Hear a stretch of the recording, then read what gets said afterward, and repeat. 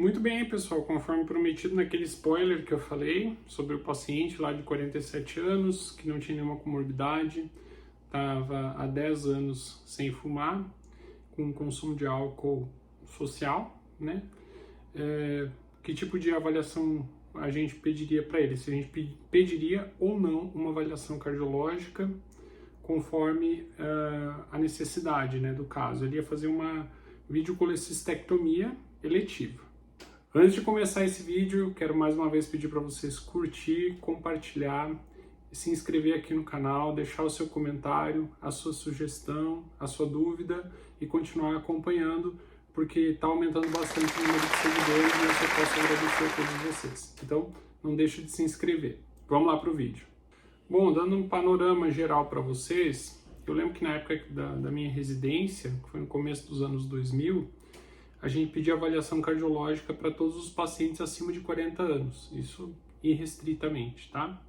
Isso mudou de lá para cá, claro, já passaram quase 20 anos, então essa nossa necessidade de avaliação cardiológica hoje ela é mais direcionada conforme a clínica do paciente e principalmente conforme a capacidade funcional do nosso paciente. Então, essa decisão da gente pedir ou não a avaliação cardiológica do nosso paciente visa apenas uma coisa. A gente precisa ver se vai ter alguma mudança de conduta em relação a esse paciente. Qualquer outro tipo de necessidade da avaliação cardiológica não se justifica.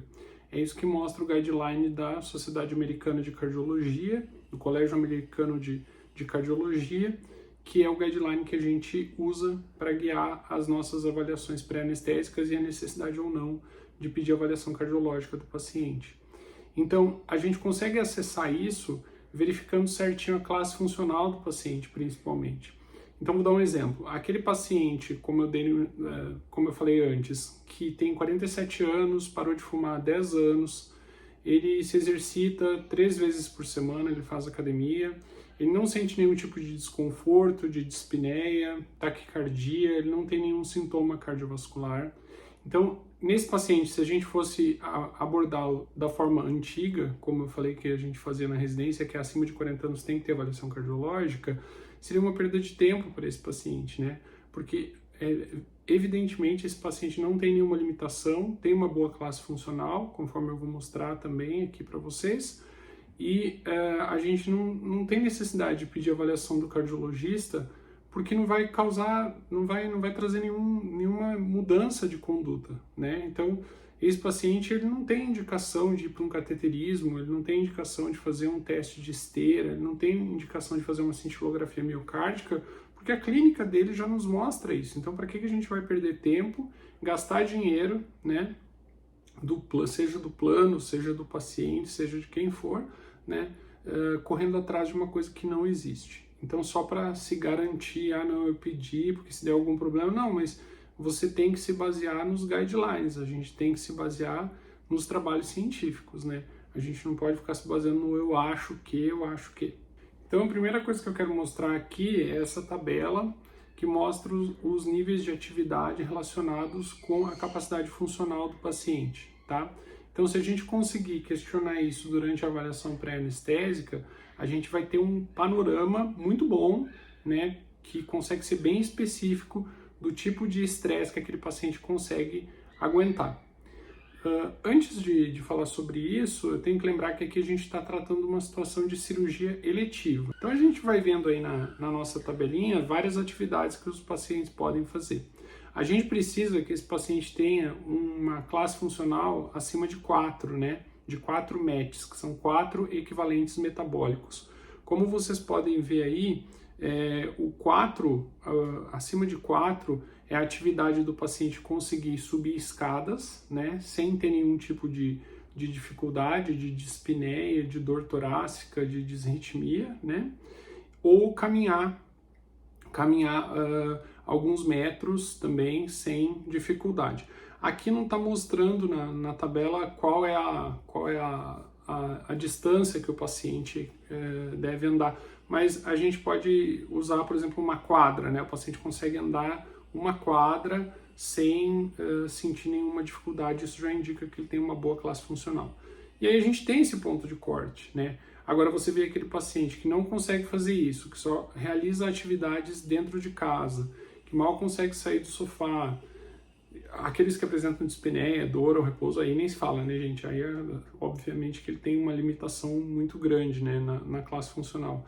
Mas o paciente que faz, no outro extremo, os pacientes que fazem exercício, como esse do exemplo que eu dei, faz exercício 3 vezes por semana, sem dificuldade, né, a gente consegue já na hora saber que esse paciente tem mais do que 4 metros de capacidade funcional, e isso já nos deixa mais tranquilo. Por quê? Porque se ele tem essa capacidade de resistir ao estresse de um exercício, certamente ele vai ter capacidade de resistir a um estresse de um procedimento cirúrgico, como a videocolestectomia nesse caso. Agora eu vou mostrar para vocês a tabelinha da American Heart Association, o guideline da avaliação.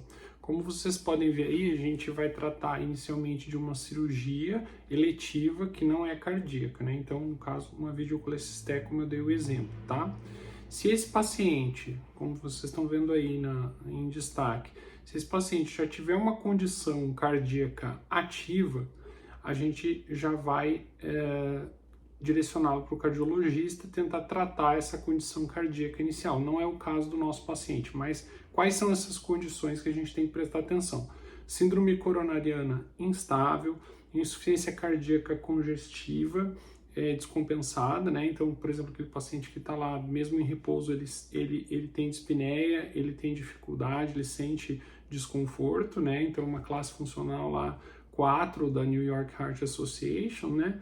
Uma arritmia grave, principalmente as arritmias com predomínio de atividade ventricular, arritmias ventriculares graves, mas também alguns tipos de bloqueio, como Mobitz tipo 2, né? Um bloqueio de segundo grau Mobitz tipo 2, uma bradicardia sintomática que faça hipotensão nesse paciente, também é uma arritmia que chama a atenção da gente, né, que esse paciente está com débito cardíaco reduzido, valvopatia grave, como vocês podem ver aí, por exemplo, uma estenose aórtica grave com um gradiente maior do que 40 milímetros de mercúrio, né, ou com uma área valvar menor do que 1 centímetro cúbico, e também com estenose mitral sintomática. Então, tirando esses quadros aí, você avaliou o paciente, você está lá no consultório, esse paciente não tem nenhuma não apresenta nenhuma dessas condições instáveis. A gente vai passar para o próximo passo, que é fazer a avaliação do índice de risco cardíaco. Isso tem na internet, tem um site que você consegue colocar as características lá do paciente e ele já vai calcular o risco ali para você. Depois eu vou deixar destacado aqui para vocês qual é esse site, tá? A gente está progredindo no nosso guideline. Então agora a gente vai ver o índice de risco cardíaco revisado, como vocês podem ver aí na tela. História de doença cardíaca isquêmica, história de insuficiência cardíaca, história de doença cerebrovascular, diabetes mellitus, paciente com diabetes mellitus insulino dependente, né? Paciente com doença renal, com creatinina maior do que 2 e cirurgia intraabdominal maior ou cirurgia intratorácica ou vascular. Vascular aqui, cirurgias arteriais, tá, gente? Não estamos falando de varizes aqui, tá bom? A partir disso, a gente já posiciona o nosso paciente novamente. Esse nosso paciente, ele não tem nenhuma dessas características. Então, ele vai se enquadrar como um paciente de baixo risco, como vocês estão vendo aí, menos de 1% de chance de ter um evento cardíaco durante a cirurgia ou no perioperatório, né? Então, olha só, tá chegando que não é necessária avaliação adicional e você pode proceder com a cirurgia, como eu falei. Agora vamos dar um outro exemplo. A gente tem agora um paciente mais velho, um paciente de 60 anos, que é insulino dependente, toma antihipertensivo também, não está controlando muito bem essa hipertensão dele, já tem uma história de um evento isquêmico cerebrovascular há uns 2 anos, vamos dizer assim. Aí a gente já vê que esse paciente já tem mais características, né, para um risco elevado, ele já vai cair na outra parte do nosso guideline com um risco elevado. O que a gente vai fazer com esse paciente? De novo, avaliar a capacidade funcional. O senhor consegue subir 2 lances de escada, o senhor ou a senhora, né? Consegue subir 2 lances de escada sem sentir dificuldade, sem dor no peito, sem falta de ar, sem fazer uma arritmia, alguma coisa do tipo? O paciente responde: sim, eu consigo, doutor, eu trabalho todo dia lá no meu sítio, corto lenha, cuido do gado, aquela coisa toda, né, de paciente bem do interior, assim, ou mesmo que seja da cidade, consegue fazer as atividades diárias sem dificuldade, consegue caminhar, pratica ali até uma hidroginástica de vez em quando, né, esse paciente certamente tem mais do que 4 MET, a gente vai proceder a cirurgia, claro, com todos os cuidados, né, necessários, porque ele é um paciente diabético, ele é um paciente hipertenso, ele já teve um episódio de isquemia cerebrovascular, a gente vai tomar os devidos cuidados. Mas não adianta mandar esse paciente para o cardiologista também, porque ele está mostrando para a gente que a classe funcional dele é boa.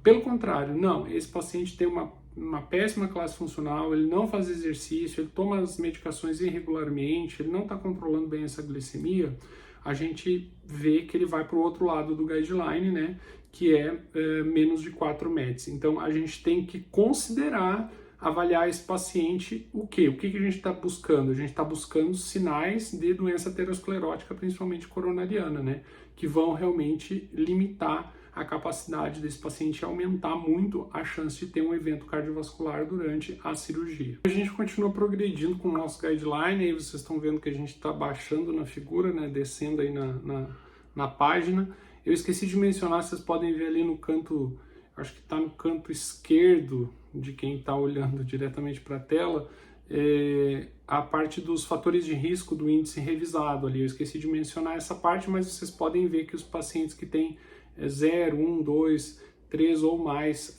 daquelas situações, como eu falei, insulino dependente, diabético insulino dependente, creatinina maior que 2, insuficiência cardíaca, etc., aqueles itens ali, a gente já também consegue estratificar melhor o risco desse paciente de ter um evento cardiovascular, como vocês podem ver aí, tá? Então, pacientes com 2 ou 3 fatores de risco são classificados como pacientes diretamente de alto risco, mas a gente está com esse paciente aí, ele está com uma colecistite aguda, ele tem todas essas características aí, fez teste ergométrico lá e o teste veio ruim, fez uma cintilografia, o teste veio ruim, né?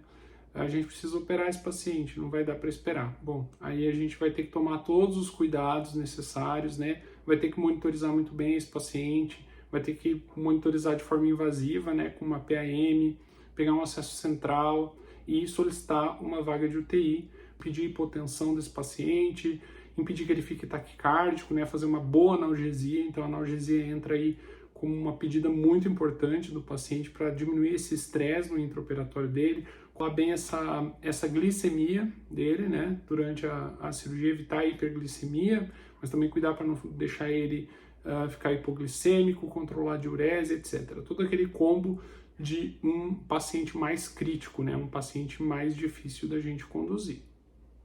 Então, o objetivo desse vídeo aqui, pessoal, era mostrar para vocês que a avaliação cardiológica, a avaliação pré-operatória de um paciente que vai para uma cirurgia não cardíaca, né? Uma cirurgia eletiva, principalmente, ela tem que ser mais objetiva. Ela não pode ser baseada no, eu acho que seria bom, talvez, minha intuição e tal. Tudo bem, a gente tem essas questões que não podem ser totalmente deixadas de lado e inutilizadas, né? O conhecimento clínico, o tempo de experiência que o anestesiologista tem, muitas vezes contribui com isso. Mas a gente tem que ser mais objetivo para diminuir o gasto de recurso, diminuir o tempo que esse paciente vai ficar andando para lá e para cá com exame, leva exame, faz exame, etc., né? Aí entra a questão dos planos, se libera, se não libera o exame, já dificulta toda a vida, só isso já causa um estresse danado no paciente, né? Então a gente pode ser mais objetivo, a gente pode ser mais claro na nossa necessidade da avaliação cardiológica no pré-operatório, visando beneficiar o paciente. Nosso objetivo final é esse, né? É que o paciente passe pela cirurgia, não tenha nenhum evento grave, não precise de UTI, mas caso precise, que seja bem indicado também, que você tenha essa indicação bem embasada, né? Não seja jogar uma moeda para cima e eu acho que vai, eu acho que não vai. Então a gente tem que ser bem objetivo, né? Levar em conta muito a clínica do nosso paciente, a história, o exame físico do paciente, não só os exames, né? Então, era esse o recado que eu queria deixar nesse vídeo. Eu espero que vocês tenham gostado, continuem seguindo aqui o canal do Crônicas do YouTube e até uma próxima. Valeu!